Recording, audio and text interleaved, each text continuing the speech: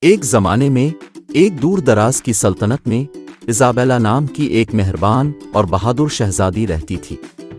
بادشاہی ایک گھنے پراسرار جنگل سے گھری ہوئی تھی، جس کے بارے میں گاؤں والوں کا خیال تھا کہ ایک خوفناک عفریت کا گھر ہے۔ ایزابیلا تاہم آسانی سے خوفزدہ ہونے والی نہیں تھی۔ اس کی رگوں میں تجسس اور ہمت دوڑ گئی۔ ایک دن اس نے ممنوعہ جنگل میں جانے کا فیصلہ کیا کہ آیا یہ عفریت حقیقی ہے یا نہیں۔ جب وہ جنگل کی گہرائیوں میں سفر کر رہی تھی، درخت قدیم کہانیاں سناتے تھے اور ہوا جادو کے احساس کے ساتھ کڑکتی تھی۔ جلد ہی ایزابیلا کا سامنا ایک ایسی مخلوق سے ہوا جس میں بڑی چمکیلی آنکھیں اور خوفناک شکل تھی۔ یہ وہ عفریت تھا جس کے بارے میں دیہاتیوں نے بات کی تھی، لیکن ایزابیلا کی حیرت کی بات یہ تھی کہ اس نے گرجع حملہ نہیں کیا۔ اس کے بجائے عفریت نرم آواز میں بولا، شہزادی ایزابیلا، میں یہاں آپ کو نقصان پہنچانے کے لیے نہیں ہوں۔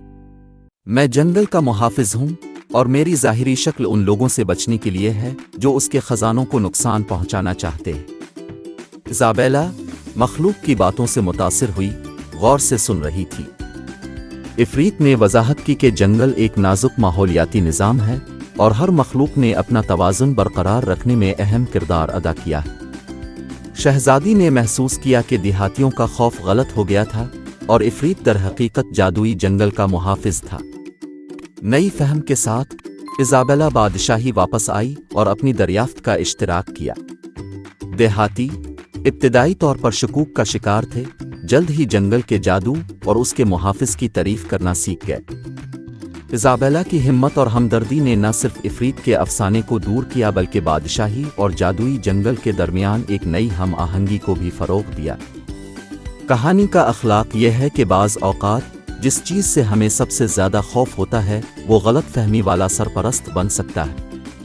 یہ بچوں کو کھلے دل اور دماغ کے ساتھ نامعلوم تک پہنچنے کی ترغیب دیتا ہے، کیونکہ سمجھ اور ہمدردی چیزوں کی اصل نوعیت کو ظاہر کر سکتی ہے، خوف کو دور کر سکتی ہے اور ہم آہنگی کو فروغ دیتی ہے۔